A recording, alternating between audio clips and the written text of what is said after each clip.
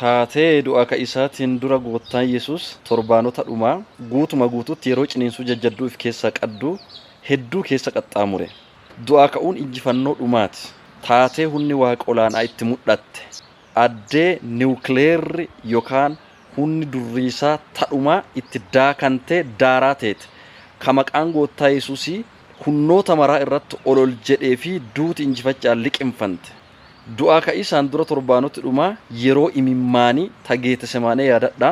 Yeroo jaalotaan gatamuu fi mormatamuu ka Phexros isa mormatee Yihuudaa isa gurguratee warri kuun immoo isa dhiisanii biraa dheetane. Yeroo cubbaaleyyiin ceeggatamuu fi tuffatamuu yeroo waaqummaa isaatti dhaasanee fi yeroo harki inni biyyeerraa loobee dade isa kabale. Yeroo dhugaa isaa itti dhokattee fi gaarummaa inni hojjete duudiin akka hammeennaatti duraa jijjiirantee murtii du'aatiif isa dhikeessite. Kolbaa inni fayyisiisaaf ol gubbaarraa gadi dhufe keessaa nami isaaf laalatu dhabamee yeroo biyyi lafaa duudiin duddatti galte. Yeroo qofummaa, yeroo arrabi marti isa abaaru, yeroo itti tufan, yeroo dadhabbii isaatti jirma fannoo ba'achisan, yeroo ilti marti isa ceeggattu, yeroo dheebuu isaatiif hadhoottu obaasan, yeroo qachaan duudiin ba'ee akka inni fannifamu iyyannoo dhikeeffatu, guyyaa hosaa'inaa warri faaruu hosaa'inaa faarsee maqaa isaa leellisuu fi wayaa ifii mulqatee karaarratti afaa ture duudiin yeroo haguma giyanu marshee gara duubaa galfatanii isa biraa cullane. Yeroo biyya lafaa irraa akka inni balleeffamuuf murtiin du'aa itti kennante ture torbaan du'aa ka'isaan dura. Abdii kutannaan gargalli yaadannoo namaa keessaa bahanii gatamuun fira fiixaa fi hari'aa biraa aannee dhabuun qofii fi bu'anii qormaata dukkanaa dhiibuun qormaati abdii namaa dukkaneessee akka nami jireennatti hin deebine nama godhu fakkaatu. Kiristoos gara midda waaqa abba'aatti ol baaseera.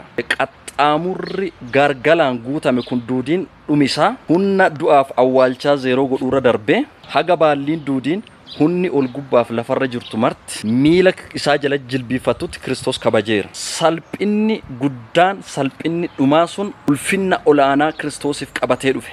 Maqaa mara caaluu lafaaf ol gubbaalletti isaaf kennisiise. Jilbi martinuu ka isaaf jilbiifatu ta'e. Maqaan isaa maqaa nami duudii waamee jireenya argatu ta'ee beekame. Akkuma Filiippisuus 2 irraa dubbinyu jechuudha. Kanaaf gargalli dhumateera, jireenyi immoo itti fufeera.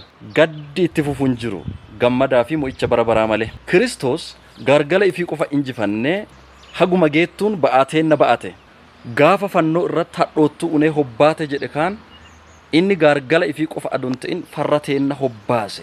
Barri duudiin yookiin bariin duudiin dhiibbaa fi qormaata chaalenjii jireenya keenya marseen waan itti fufu fakkaatee mul'atuu danda'a. Garuu nuti dhugaa hin jijjiiranne takka qabna. Isiin sullee dhugaa du'aa ka'isaati. Humna du'aa ka'isaatiin injifatamuun injifachaan bakka buute. Duuti jireenyaan bakka buute. Gargalli gammadaan bakka bu'e. Sodaan abdii jireenya bara baraatiin bakka buute. Warri du'a sodaatii isaan bara ifii duudii garbummaa jala turan bilisummaa bara baraa uffatan. Kanaafuu nami yennaa gargala keessa seenu, yennaa gidiraa keessa seenu, yennaa chaalenjii keessa seenu du'a ka'uun akka jirtu qaabatuu qaba.